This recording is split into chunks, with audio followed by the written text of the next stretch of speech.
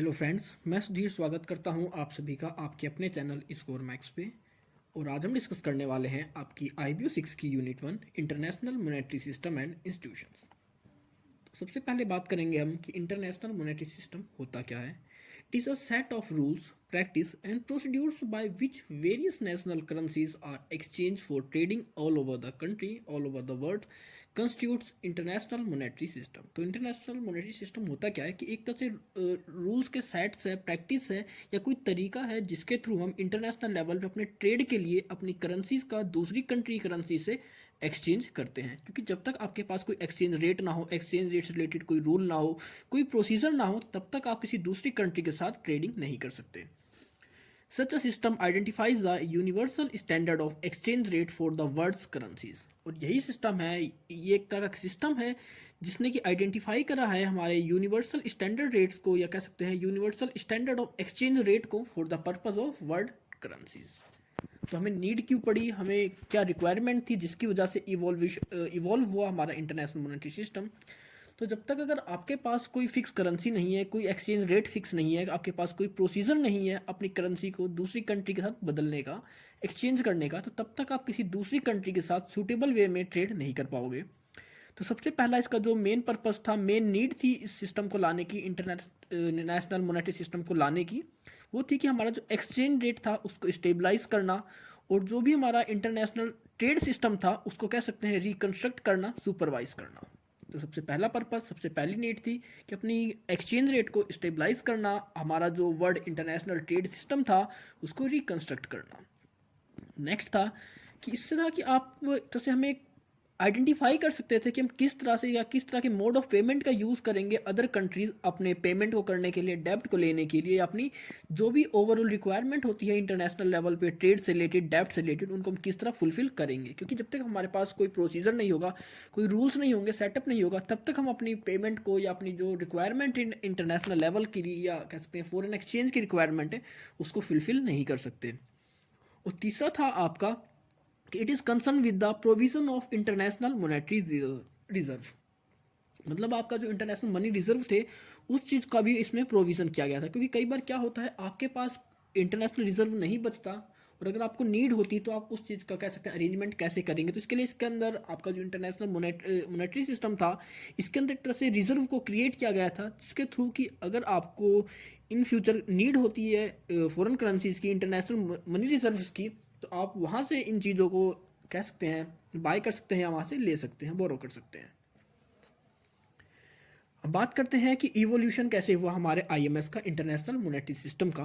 तो सबसे पहले जो हमारी बुक्स में दे रखा है वो गोल्ड स्टैंडर्ड था बिफोर 1914। मतलब हमारे पास 1914 से पहले जो हम यूज़ किया करते वो गोल्ड स्टैंडर्ड यूज़ किया करते। मतलब इसमें क्या हुआ करता कि जब अगर हम एंशियंट टाइम की बात करें तो उस टाइम पे क्या हुआ करता, बार्टर सिस्टम हुआ करता।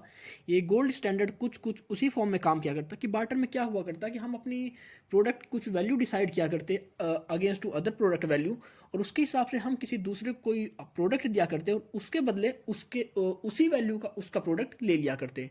तो गोल्ड स्टैंडर्ड भी कुछ इसी तरह काम किया करता कि इसके अंदर हर कंट्री ने अपनी जो करेंसीज थी उसको गोल्ड के हिसाब से कुछ ना कुछ की वैल्यू फिक्स करी थी। जैसे हम अगर करंट सिचुएशंस की बात करें तो हम बात करते हैं किस टाइम पे $1 इक्वल टू 74 रुपीज़ या 70 रुपीज़, या €1 इक्वल टू 80 रुपीज़, 90 रुपीज़। तो ये क्या है, हर कंट्री ने अपनी एक वैल्यू फिक्स कर रखी है अपनी करेंसीज की according to demand and supply, और उसके हिसाब से ही हम इंटरनेशनल लेवल पे ट्रेड करते हैं, एक्सचेंज करते हैं। तो ये था हमारा गोल्ड स्टैंडर्ड। लेकिन हुआ क्या कि ये कोलैप्स क्यों हुआ हमारे पास, फिर हमारे पास दूसरे सिस्टम हमने क्यों यूज़ करे, इसमें क्या कमियां थी, तो उनकी बात करते हैं। तो गोल्ड स्टैंडर्ड में बात थी कि जिस कंट्री के पास जितना ज़्यादा गोल्ड होएगा वो ज़्यादा कह सकते हैं उतना एक्सपोर्ट इंपोर्ट ज़्यादा ज़्यादा कर पाएगा।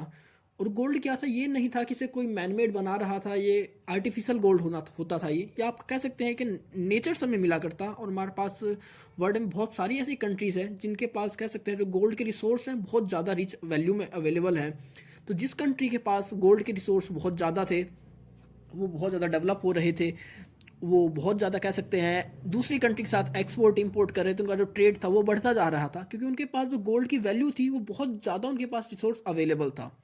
लेकिन कुछ ऐसी भी कंट्री थी जिनके पास की गोल्ड की जो कह सकते हैं माइंस थी, या गोल्ड के जो रिसोर्स थे वो ना के बराबर थे या बहुत कम थे।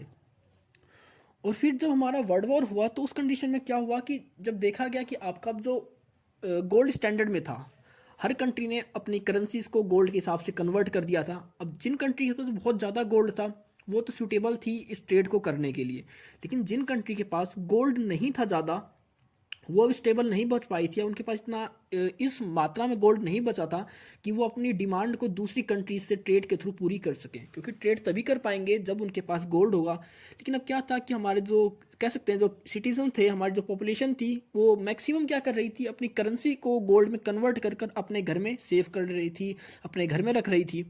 तो कहीं ना कहीं जो हमारे पास गोल्ड था मार्केट से वो ख़त्म होना शुरू हो गया।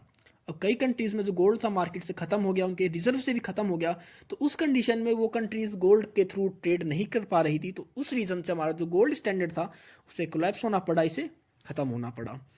इसके बाद बात आती है हमारा इंटर वॉर लेवल की। जो हमारा वर्ल्ड वॉर लेवल 1 और 2 था, ये हमारा 1940 से 1939 के बीच का टाइम पीरियड था। तो इस टाइम बात क्या हुई कि जब वर्ल्ड वॉर हुआ तो हर कंट्री की कह सकते हैं ओवरऑल वर्ल्ड की जो इकोनॉमिक कंडीशन थी वो बिगड़ गई। उनका जो इकोनॉमिक स्टेटस था वो ख़राब हो गया। जो कह सकते हैं एक तरह से रिसेशन पीरियड जो होता था वो ओवरऑल वर्ल्ड में आ चुका था। तो हर कंट्री का मेन टारगेट यही था कि अपने प्रोडक्ट को कम से कम प्राइस पर लाकर, चीप से चीप प्राइस पर लाकर उसके एक्सपोर्ट को बढ़ाया जाए, और जो इंपोर्ट करते थे वो दूसरी कंट्री से, उसको ना के बराबर किया जाए। क्योंकि एक कंट्री तभी ग्रो कर सकती है, तभी डेवलप हो सकती है जब वो अपने एक्सपोर्ट को तो बढ़ाए और अपने इंपोर्ट को कम से कम करे। लेकिन यहाँ पर हुआ क्या कि हर कंट्री ने अब अपने करेंसी की वैल्यू को या अपने प्रोडक्ट को इतना चीप कर लिया कि कहीं ना कहीं जो उनकी जो वैल्यू थी करेंसीज की इतनी डाउन आ गई। उसके बाद और उसकी जितनी आपकी करेंसी की वैल्यू डाउन होएगी उसका उतना ही इफेक्ट पड़ता है आपकी इकोनॉमी पर। क्योंकि अगर आपकी जो करेंसी की वैल्यू ऊपर है, आपकी वैल्यू हाई है, तो आपकी इकोनॉमी डेवलप करेगी। लेकिन अगर आपने अपनी सिर्फ एक्सपोर्ट को बढ़ाने के लिए अपनी करेंसी को बहुत ज़्यादा डिवैल्यूएट कर दिया है, उसकी वैल्यू को कम कर दिया गया है, तो उस कंडीशन में शॉर्ट टर्म में हो सकता है कि आपको प्रॉफिट दे जाए, आपका जो एक्सपोर्ट है वो बढ़ जाए। लेकिन लॉन्ग टर्म प्रोस्पेक्टस की बात करें तो वहाँ पर इन कंट्रीज़ को लॉस हुआ, इन सभी की जो इकोनॉमी थी वो डाउनफॉल में चली गई। तो इसके बाद देखा गया कि अब हमें एक ऐसा सिस्टम चाहिए था, ऐसी एक प्रणाली चाहिए थी जिसके थ्रू हम इंटरनेशनल लेवल पे ट्रेड को कर सकें, अपनी करेंसीज को एक्सचेंज कर सकें। क्योंकि अब इससे पहले हमारा जो गोल्ड स्टैंडर्ड था वो कोलैप्स हो चुका था। इंटर वॉर पीरियड की बात करें, वर्ल्ड वॉर 1 और वर्ल्ड वॉर 2 की बात करें, तो यहाँ पर हर कंट्रीज़ ने अपने अपने प्रोडक्ट की जो वैल्यू थी उसको कम से कम कर दिया गया था। जितनी भी कंट्रीज़ थी उनकी जो करेंसीज वैल्यू थी वो भी डिवेल्युएट हो चुकी थी। ओवरऑल वर्ल्ड में कह सकते हैं एक तरह से ये रिसेशन का पीरियड चल रहा था इस टाइम पे। तो एक मीटिंग हुई आपके ब्रिटेन वुड्स में, और वहाँ पर डिसाइड किया गया कि हमें अब एक ऐसे सिस्टम की नीड है जो कि ओवरऑल वर्ल्ड में ट्रेड को रेगुलेट कर सके in the purpose of exchange there currencies.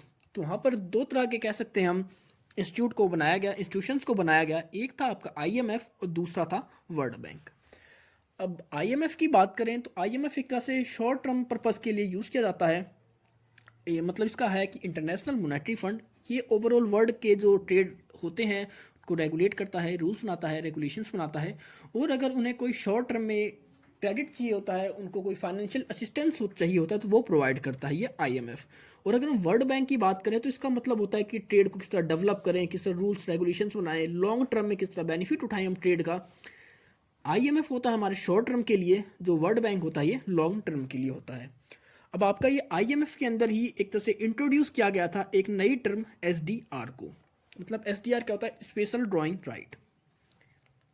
अब आईएमएफ में था कि अगर कोई भी करेंसी, या कह सकते हैं जो वर्ल्ड बैंक में था, इन्होंने एक टर्म को इवॉल्व किया यहाँ पर एज अ लोन पर्पस कि अगर कोई कंट्री रिजर्व लेना चाहती है, फॉरेन करेंसी लेना चाहती है, तो उसे वो करेंसी किस तरह मिलेगी। तो इन्होंने क्या किया, जो वर्ल्ड बैंक था इसके जितने भी सिग्नेटरी मेंबर्स थे उनको एक कोटा डिसाइड किया गया कि क्योंकि अगर कोई भी ऑर्गेनाइजेशन बनती है तो उस ऑर्गेनाइजेशन को चलाने के लिए, फंडिंग के लिए फाइनेंस की नीड होती है। तो इसके जितने भी मेंबर पार्टीज थे वर्ल्ड बैंक के, उन सभी को एक कोटा डिसाइड किया गया कि वो इस वैल्यू में, इस पोर्शन में फाइनेंस प्रोवाइड करेंगे वर्ल्ड बैंक को, उसके ऑपरेशंस के लिए, उसकी जो फंक्शनिंग वर्क होते हैं उसके लिए। और जितना उन्होंने कोटा उन्हें, या जितना अमाउंट उन्होंने प्रोवाइड किया था वर्ल्ड बैंक को उसके ऑपरेशंस के लिए, उसके हिसाब से उनको कोटा प्रोवाइड किया गया। जैसे अगर हम 10 बच्चे हैं यहाँ पर या कोई 10 पर्सन है, 10 कंट्रीज़ हैं, तो हर कंट्री ने एक एक रुपये का कह सकते हैं कंट्रीब्यूट किया, तो 10 रुपये हो गए वर्ल्ड बैंक के पास। अब वर्ल्ड बैंक ने कहा कि अब जिस कंट्री ने जितना हमें कंट्रीब्यूशन दिया है, एक तरह से वो उसका कोटा हो गया। अब उनका एक एक रुपये का कोटा है, और इन फ्यूचर जब भी उन्हें नीड पड़ेगी किसी दूसरी कंट्री की करेंसीज की, क्योंकि जब आप ट्रेड करते हैं तो आपको अलग अलग कंट्रीज़ की करेंसीज की नीड होती है, तो आपका जितना कोटा होगा आप उस कोटे के हिसाब से, उस कोटे की वैल्यू के हिसाब से दूसरी कंट्री करेंसीज को ले सकते हैं उनसे। तो ये था आपका ब्रेटन वुड्स, जिसमें कि एसडीआर को कह सकते हैं इवॉल्व किया गया था। इसके बाद फिर आपका एक्सचेंज रेट आता है, फ्लोटिंग एक्सचेंज रेट 1971 से जो आज तक यूज़ किया जा रहा है। और आपका जो ब्रेटन वुड्स था, आईएमएफ और वर्ल्ड बैंक में इन्होंने साथ ही यहाँ पर एक बात और कही थी कि अब जो इनका एक्सचेंज रेट था वो कन्वर्ट होएगा डॉलर के हिसाब से। मतलब यहाँ पर हर करेंसी का जो एक्सचेंज रेट था डॉलर के हिसाब से फिक्स कर दिया गया था, मतलब एक फिक्स एक्सचेंज रेट कर दिया। हो सकता है हम बोल दें कि $1 इंडिया के इस टाइम पे 74 रुपीज़ के हिसाब से है, $1 कह सकते हैं आपके जो ऑस्ट्रेलिया की एक दूसरी करेंसी के हिसाब से फिक्स कर दिया, अरब की जो कुवैत है उसके हिसाब से फिक्स कर दिया, या आपके दिनार के हिसाब से फिक्स कर दिया।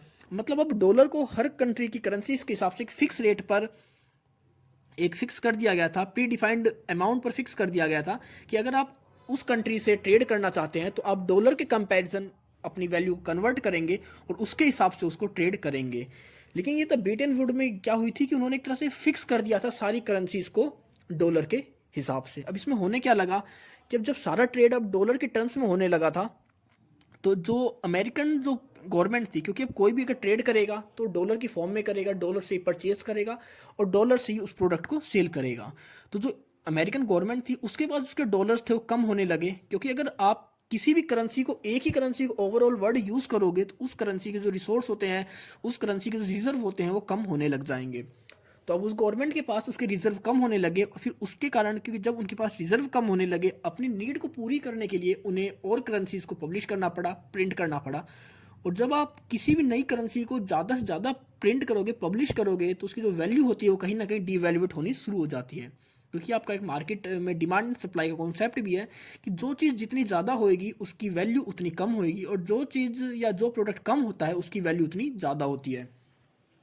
तो इसी वजह से आपका जो ब्रेटन वुड सिस्टम था इसे भी कोलैप्स हो गया, ये भी कोलैप्स हो गया, क्योंकि इसके अंदर अमेरिका की जो डॉलर की वैल्यू थी वो फिक्स डिफाइन कर दी गई। तो इसकी वजह से कहीं ना कहीं अमेरिका के अंदर जो उनकी करेंसीज की वैल्यू थी वो डिवैल्यूएट होने लगी, कम होने लगी। अब इसके बाद आता है हमारा फ्लोटिंग एक्सचेंज रेट, 1971 में आया था, और उसके बाद से आज तक हम इसी को यूज़ कर रहे हैं। अब इसके अंदर बात करी गई, क्योंकि हम ब्रेटन वुड में बात क्या करी गई थी कि हर कंट्री की करेंसीज को डॉलर के हिसाब से फिक्स कर दिया गया था, परमानेंट कर दिया गया था कि वो चेंज नहीं होगी, वो लाइफ टाइम उसी रेट के हिसाब से ट्रेड करेंगे। लेकिन अब फ्लोटिंग एक्सचेंज रेट क्या कह सकते हैं, जो फ्लेक्सिबल एक्सचेंज रेट था, इसके अंदर हमारी बात करी गई कि अब हर कंट्री ट्रेड तो डॉलर के हिसाब से ही करेगी, लेकिन अब पेमेंट में वो अपनी करेंसी का यूज़ करेगी, या कह सकते हैं अमेरिकन जो हमारे एडीआर है उसका यूज़ कर सकती है, डॉलर का यूज़ कर सकती है। लेकिन अब उसकी वैल्यू होगी करेंसी की, वो कोई फिक्स नहीं होगी, वो डिफाइन होगी हमारी मार्केट की डिमांड के हिसाब से, हमारी सप्लाई के हिसाब से। अब डिमांड एंड सप्लाई की बात करें तो इसमें हम देखेंगे कि कौन सी हम अमेरिका में कितना इन्वेस्टमेंट कर रहे हैं, या अमेरिकन कंपनीज या अमेरिकन गवर्नमेंट हमारी कंपनी में कितना इन्वेस्ट कर रही है, हमारा उस कंट्री में कितना कह सकते हैं ट्रेड हो रहा है, हमारी कंट्री के कितने सारे कह सकते हैं जो हमारे घूमने जाते हैं, टूरिस्ट जाते हैं, कितने टूरिस्ट उस कंट्री में जा रहे हैं, उस कंट्री के कितने टूरिस्ट हमारी कंट्री में आ रहे हैं, या कितनी हम सर्विस प्रोवाइड कर रहे हैं उस कंट्री को, वो हमें कितनी सर्विस प्रोवाइड कर रहा है। क्योंकि ये सब चीज़ों को कैलकुलेट करने के बाद ही कहीं ना कहीं एक बैलेंस फॉर्म होता है, जहाँ से पता लगता है कि किस पॉइंट पर हमारी जो डिमांड एंड सप्लाई है वो इक्वल हो रही है, और जिस लेवल पर हमारी डिमांड और सप्लाई की वैल्यू बराबर आ जाती है, कोलैप्स हो जाती है, मैच करती है एक दूसरे को, वही हमारा फिक्स पॉइंट हो जाता है एक्सचेंज रेट का। और यही यूज़ कर रहे हैं हम 1971 से आज तक। तो ये था हमारा इवोल्यूशन ऑफ आईएमएस, मतलब इंटरनेशनल मॉनेटरी सिस्टम। तो आपने देखा कि सबसे पहले हमारे पास गोल्ड स्टैंडर्ड था जो 1914 से पहले हम यूज़ किया करते। इसके बाद हमारा इंटरवॉर ईयर आया, इंटरवॉर पीरियड आया 1940 से 1939 के बीच में। इस पीरियड में हर कंट्रीज़ ने अपनी एक्सपोर्ट को बढ़ाने के लिए अपनी जो प्रोडक्ट की वैल्यू थी उसको कम से कम कर दिया, चीप कर दिया, जिसके कारण कहीं ना कहीं जो उनकी इकोनॉमी थी वो डाउनफॉल हो गई, डाउन चली गई। फिर इसके बाद एक नया सिस्टम आया, ब्रिटेन वुड सिस्टम, जिससे कि इवॉल्व हुआ हमारे आईएमएफ और वर्ल्ड बैंक का। और ब्रिटेन वुड सिस्टम के अंदर बात करी गई कि अब हर कंट्री की जो करेंसी की वैल्यू होगी उसको फिक्स कर दिया गया था डॉलर के हिसाब से। लेकिन जब डॉलर के हिसाब से डॉलर एक सिंगल करेंसी बन गई, या कह सकते हैं एक सिंगल मेजर बन गया ट्रेड का, तो कहीं ना कहीं जो डॉलर की वैल्यू थी वो डिवैल्यूएट होने लगी और उनके जो रिजर्व थे डॉलर के वो खत्म होने लगे। तो इस चीज़ को भी कोलैप्स होना पड़ा, इस चीज़ को कोलैप्स कर दिया गया। और इसके बाद हम जो यूज़ कर रहे हैं आज के टाइम पे वो हमारा है floating exchange rate 1971। World trade and regionalisation. अब बात करते हैं वर्ल्ड ट्रेड एंड रीजनलाइजेशन की। तो हमारा जो जब हमारा वर्ल्ड वॉर हुआ, चाहे 1 की बात करें चाहे 2 की बात करें, तो इसके बाद क्या हुआ कि हर कंट्री अब अपने आप को डेवलप करना चाह रही थी, अपनी इकोनॉमी को स्टेबल करना चाह रही थी, अपने एक्सपोर्ट को बढ़ाना चाह रही थी। तो उसने देखा कि जो ओवरऑल वर्ल्ड में उसके बहुत सारे ट्रेड बैरियर्स लगे हुए थे या रेस्ट्रिक्शंस थी अदर कंट्रीज़ के साथ। तो सबसे पहला हमारा अगर हम कुछ भी डेवलप करना चाहते हैं तो हम देखते हैं अपने रीजन को डेवलप करें, अपने रीजनल जो कंट्रीज़ हैं उनके साथ अपने रिलेशंस को अच्छे बनाएं।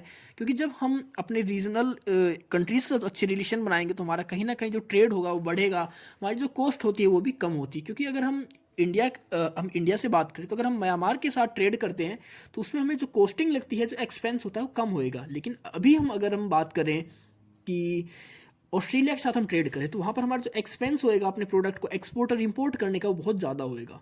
तो हमारा जो वर्ल्ड ट्रेड था यहाँ पर वो ग्रो करने लगा रीजनल में, रीजन के हिसाब से। अब अलग अलग कंट्रीज़ ने अपनी रीजन्स के हिसाब से अपनी यूनियंस को डेवलप किया, अपने एरियाज़ को डेवलप किया, अपने ट्रेड को डेवलप किया, अपनी रूल्स रेगुलेशंस को कन्वर्ट किया। जिसके अंदर बात करते हैं increase use of discriminatory trade policies and formation of trading blocks. तो इसके अंदर क्या हुआ कि अब जो वर्ल्ड ट्रेड बढ़ रहा था वो हम जैसे हमारे रीजन के हिसाब से कोई कंट्री होगी, मतलब जैसे हम एशिया की बात करें तो अगर इंडिया के अंदर कोई कंट्री ट्रेड करेगा तो अगर हम वो एशिया के अंदर की कंट्री है तो उसके लिए हमारा एक अलग नेचर होगा, अलग बिहेवियर होगा, अलग रूल रेगुलेशंस होंगे, उसको हम अलग फेवर करेंगे।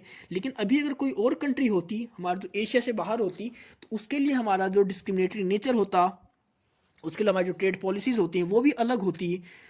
तो यहाँ पर क्या हुआ, आपका जो डिस्क्रिमिनेटरी ट्रेड पॉलिसीज़ थी वो इंक्रीज़ होने लगी और आपके जो ट्रेडिंग ब्लॉक्स थे उनका फॉर्मेशन होने लगा। ट्रेडिंग ब्लॉक्स मतलब आपके जो रीजनल वाइज कंट्रीज़ थी वो कहीं ना कहीं एक दूसरे साथ कंबाइन होकर अपने रीजन को, अपने कह सकते हैं एरिया को डेवलप करने लगी। अब इसके अंदर सबसे पहले इस्टेब्लिशमेंट होती है ईईसी की, इसे कहते हैं European economic community, and EFTA economic free trade area post war 2। अब पोस्ट वॉर मतलब हमारे वर्ल्ड वॉर 2 के बाद में जब इसको बनाया गया, इसका जो एस्टेब्लिशमेंट हुआ, ये बनाया था मतलब यूरोपियन कंट्रीज़ ने अपनी ट्रेड को बढ़ाने के लिए, अपनी इकोनॉमी को बढ़ाने के लिए, जो भी यूरोपियन कंट्रीज़ थी उन्होंने एक अपनी कम्युनिटी बनाई, एक यूनियन बनाई और उन्होंने डिसाइड किया कि अब अगर हमारी कम्युनिटी के अंदर, हमारे रीजन के अंदर कोई भी कंट्री दूसरी कंट्री से साथ ट्रेड करना चाहेगी तो उसका जो ट्रेड होगा फ्री होगा, उसके ऊपर ना कोई ड्यूटी लगेगी, ना कोई चार्जेस लगेंगे, ना ही कोई उसके ऊपर बैरियर्स लगाए जाएंगे। तो उन्होंने कह सकते हैं अपने ट्रेड को रेगुलेट करने के लिए, अपने ट्रेड को बहुत ज़्यादा बढ़ाने के लिए जितनी भी ड्यूटीज़ थी, उनके जो टैक्सेस थे उन सभी को हटा दिया गया और ट्रेड फ्री कर दिया गया। अगर कोई भी उस कम्युनिटी के बीच की कंट्री या उस रीजन के बीच की कंट्री उनके साथ किसी भी कंट्री से ट्रेड करती है तो वो एकदम फ्री ट्रेड होएगा। इसके बाद आपका फॉर्मेशन होता है आपका नाफ्टा का, मतलब north American free trade area in 1980। अब इसके अंदर अमेरिका ने अपना एक रीजनल ग्रुप बनाया जिसे हम नाफ्टा के नाम से जानते हैं, और इसके अंदर नॉर्थ अमेरिका की जितनी भी कंट्रीज थी उनका ग्रुप था। और अगर कोई भी कंट्री उस ग्रुप की कंट्री किसी भी दूसरी कंट्री के साथ ट्रेड करना चाहती है जो उसी ग्रुप के मेंबर हैं, तो उनके लिए उनका जो ट्रेड था वो फ्री ट्रेड हो गया। उनके जो टैक्सेस लगा करते या उनकी जो ट्रेड पॉलिसीज थी या टैरिफ बैरियर्स थे उन सभी को हटा दिया गया। जब इसके थ्रू क्या होता है कि हर रीजन कहीं ना कहीं अपने आप को डेवलप करने की कोशिश कर रहा था, अपनी इकोनॉमी को स्ट्रॉन्ग कर रहा था, क्योंकि हर कंट्री कह सकते हैं कहीं दूसरी कंट्री पर डिपेंडेंट होती है। हर कंट्री इतनी स्टेबल नहीं है कि वो अपनी सारी की सारी नीड को, डिमांड को खुद ही फुलफिल कर सके। वो कुछ ना कुछ डिमांड के लिए, नीड के लिए दूसरी कंट्रीज पर डेवलप होती है। तो वही था इसके अंदर हमारा जो रीजनलाइजेशन हुआ था वर्ल्ड ट्रेड का, कि वर्ल्ड ट्रेड में किस तरह रीजन के हिसाब से ट्रेड बढ़ रहा था। इसके बाद आपका फॉर्मेशन हुआ था आपका WTO का 1944 में, टू प्रमोट इंटरनेशनल ट्रेड। फिर इसके बाद जब बात आई कि आप किस तरह जो ट्रेड था हमारा वो रीजनल वाइज डेवलप हो रहा था, रीजनल वाइज इंक्रीज हो रहा था। फिर 1944 में फॉर्मेशन हुआ डब्ल्यूटीओ का, एक तरह से इंटरनेशनल ऑर्गेनाइजेशन है।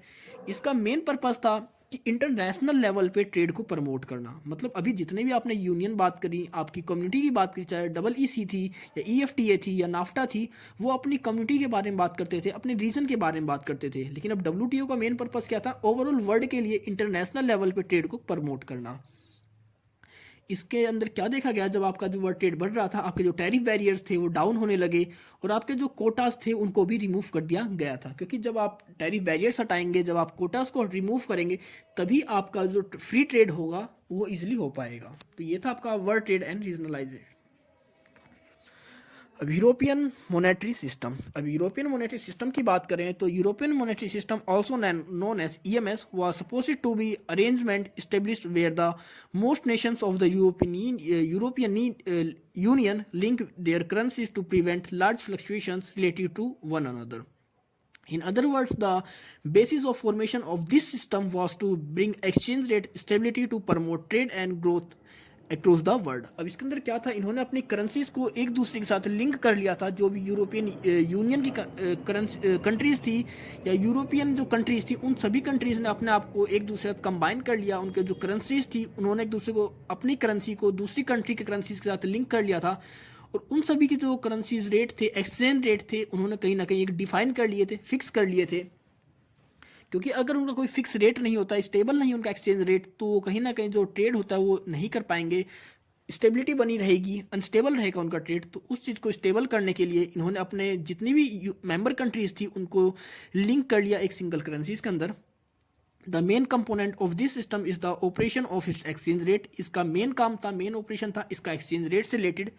The European currency unit ECU is an artificial basket currency that was used by the member country of the European Union as their international accounting unit. और इसके अंदर एक बास्केट इन्होंने टर्म यूज करी है। मतलब इस बास्केट के अंदर कुछ करेंसीज को धर दिया गया था, कुछ करेंसीज को फिक्स किया गया था कि हर कंट्री उन्हीं करेंसीज का यूज कर अपनी जो ट्रेड की नीड्स होती हैं, एक्सपोर्ट इंपोर्ट होता है, या कह सकते हैं जो एक्सचेंज करना होता है दूसरी करेंसी के साथ, उनका यूज़ करेंगी। नॉर्मली इस बास्केट के अंदर 6 से 7 करेंसीज को फिक्स किया गया था और उनके हिसाब से ही यूरोपियन कंट्रीज ने अपनी करेंसीज को चेंज किया था, अपने एक्सचेंज रेट फिक्स करे थे और उसके हिसाब से ही वो पूरा ट्रेड किया करते।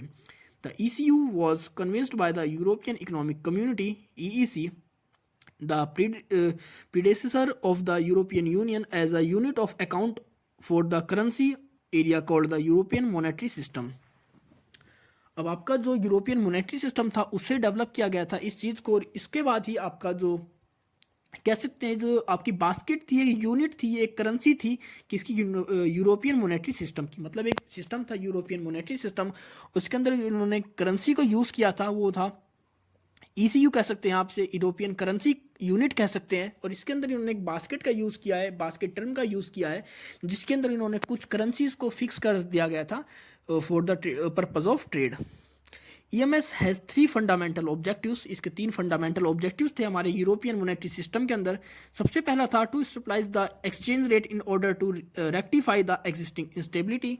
मतलब सबसे पहला ऑब्जेक्टिव था इनका कि जो इनके एक्सचेंज रेट थे उसको रेक्टिफाई करना और जो भी इनके एग्जिस्टिंग इंस्टेबिलिटी थी उसको ख़त्म करना, मतलब उसको करेक्ट करना। दूसरा था रिड्यूस इन्फ्लेशन, आपका जो इनका इन्फ्लेशन रेट था उसको रिड्यूस करना। और तीसरा था to prepare European monetary unification through cooperation. और इसके अंदर था कि जो यूरोपियन मॉनेटरी जितनी भी कंट्रीज थी उनके बीच में कहीं ना कहीं कोऑपरेशन को इस्टेब्लिश करना, उनके बीच में कोऑर्डिनेट को इस्टेब्लिश करना, जिसके थ्रू वो इजीली ट्रेड कर सके, उनका जो एक्सचेंज रेट था, उनका जो इकोनॉमिक डेवलपमेंट थी वो बेटर हो पाए। तो ये था हमारा यूरोपियन मॉनेटरी सिस्टम।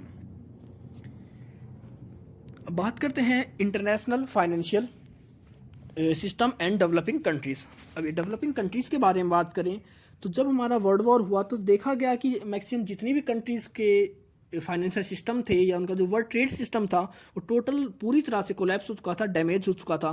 तो यहाँ पर हमें नीड थी ऐसे नए सिस्टम की, ऐसी कुछ ना कुछ पॉलिसीज़ की, नए रूल्स की, जिसके थ्रू इंटरनेशनल ट्रेड को फिर से स्ट्रॉन्ग किया जा सके, फिर से बनाया जा सके।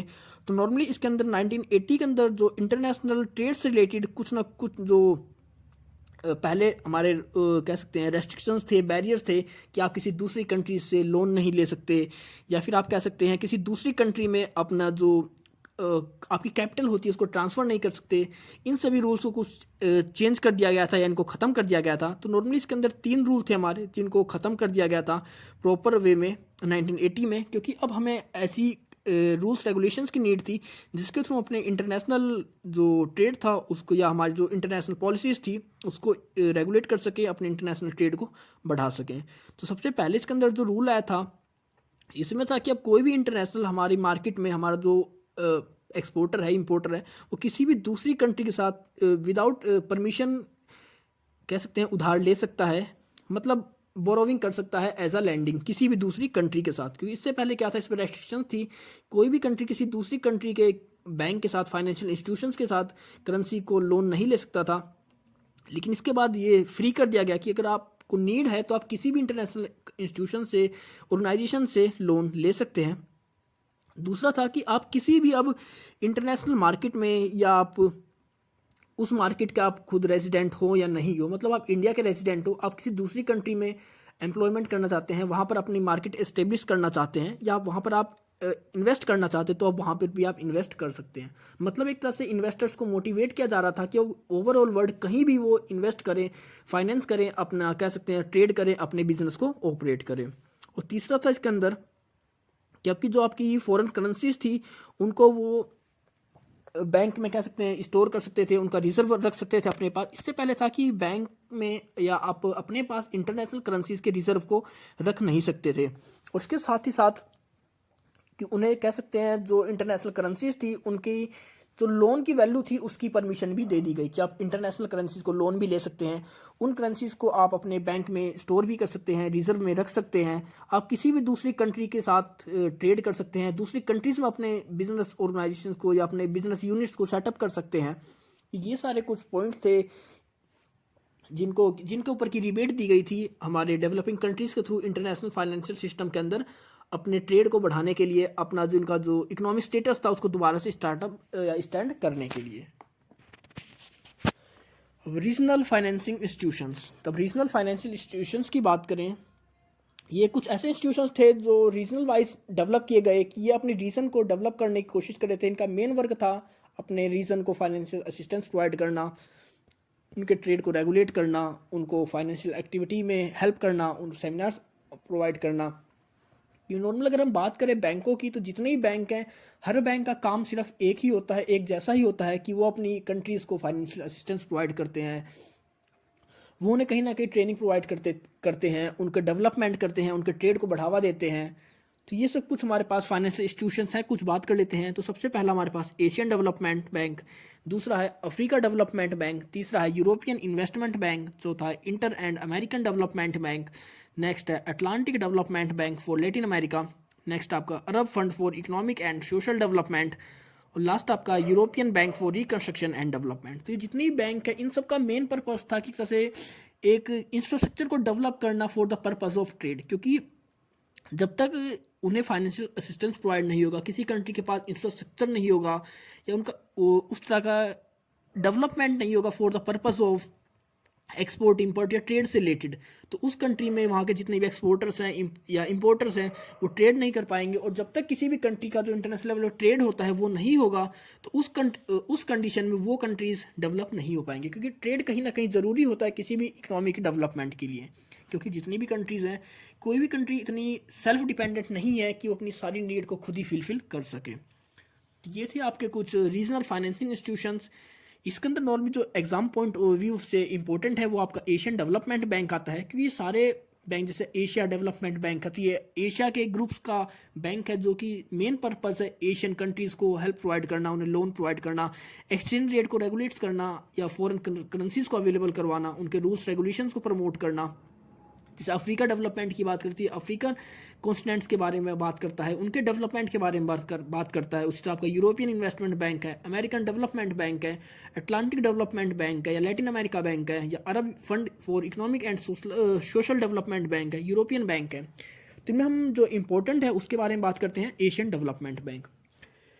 अब एशियन डेवलपमेंट बैंक की बात करते हैं तो इसका एस्टेब्लिशमेंट हुआ था 1966 के अंदर। इसके जो मेंबर थे वो 41 मेंबर्स थे। उसके अंदर इसके जो रीजन के तो 16 मेंबर्स थे और आउटसाइडर्स, मतलब 41 मेंबर्स तो इसके रीजन के अंदर के थे और 16 मेंबर इसके रीजन से बाहर के थे।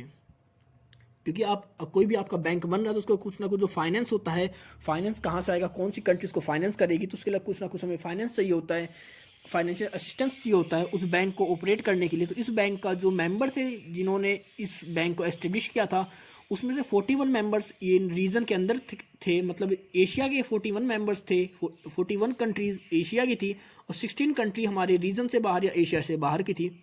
द बैंक प्रोवाइड और guarantees direct loan to provide ventures in Asia और पैसिफिक कंट्रीज। ये बैंक प्रोवाइड करता है या गारंटीज लोन प्रोवाइड करता है for the ventures in Asia और Pacific countries.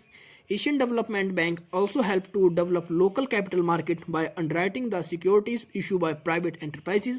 Asian Development help करता है डेवलप करने में लोकल कैपिटल मार्केट को by underwriting the securities issued by the private enterprises.